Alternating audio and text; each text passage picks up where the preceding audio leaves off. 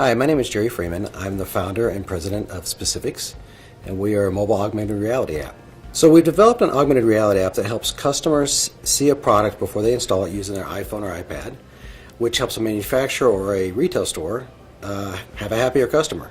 It allows them to sell their products in a much shorter sales cycle, increasing profit and increasing customer satisfaction. The greatest challenge I faced is probably being on the sort of cutting edge. Every company I seem to launch is on the cutting edge of technology. So yeah, it's technology that's so cutting edge that people don't understand what it is. It's like when Pokemon Go came out. Everybody over the age of 20 was like, or 30 I should say, was like, oh, what is this thing and why is it a big deal? I played with it, all for a day. But I realized the potential of that app in what I've worked in. How do I show somebody a product or a material in their space live as they walk around their home or their office? And so that cutting edge technology is really hard to get somebody to really understand kind of what it does. Once they see it, it becomes easier. But getting in the door is the challenge. I found that actually the best thing for us was I basically would walk into a store. I wouldn't call, I wouldn't make an appointment. I'd say, can I talk to the manager? 2 seconds after I showed the app, I was their best friend. And I would typically spend about 30 minutes there talking about what it does and what it can do for their business. So that cutting edge is a challenge. So one of the interesting things that we found when you're dealing with new technology and sort of cutting edge technology, you're beating your head against the wall a lot, which I'm used to that, that's fine.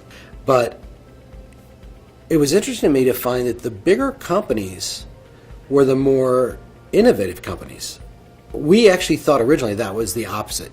We called on the local ones and two mom and pop kind of stores thinking, oh, they would be the early adopters. And it's the bigger companies that are proven to be the early adopters. So that's been a real shock to us. Now, the downside of that is it takes months and months and months to get a contract hashed out because they don't move as quickly. And it has to go through a lot of committees. But I'm surprised at how the bigger companies are willing to adapt technology quicker and faster. So the biggest change that I've made in how I manage is actually how we do business. My previous company was a traditional sort of top-down management platform. With this company, we've embraced Scrum. My developers and watching them work within Scrum has really changed the way I view how a company should be run. And so our company is a Scrum company.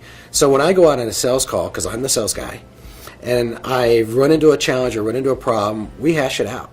I listen to everybody about how I can improve my pitch, how I can improve my sales. The marketing team, Tom will look at okay, what can I change in the emails that we send out that address the challenges that you're facing or the feedback you're getting. So it's more of a team effort now versus a more segmented traditional method of doing business. And I found the Scrum method is hugely beneficial to all different aspects of our business.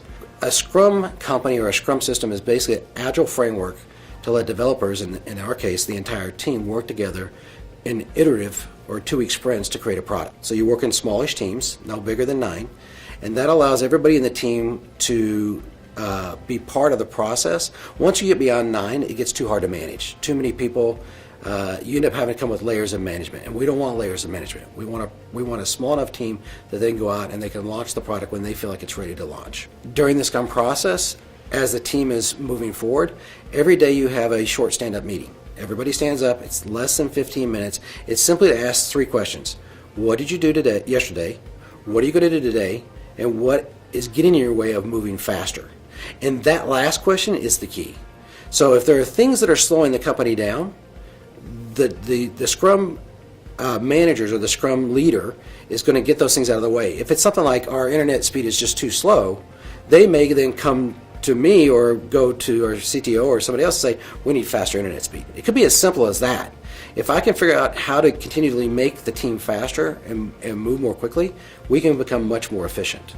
And so that's really how Scrum kind of works as a team.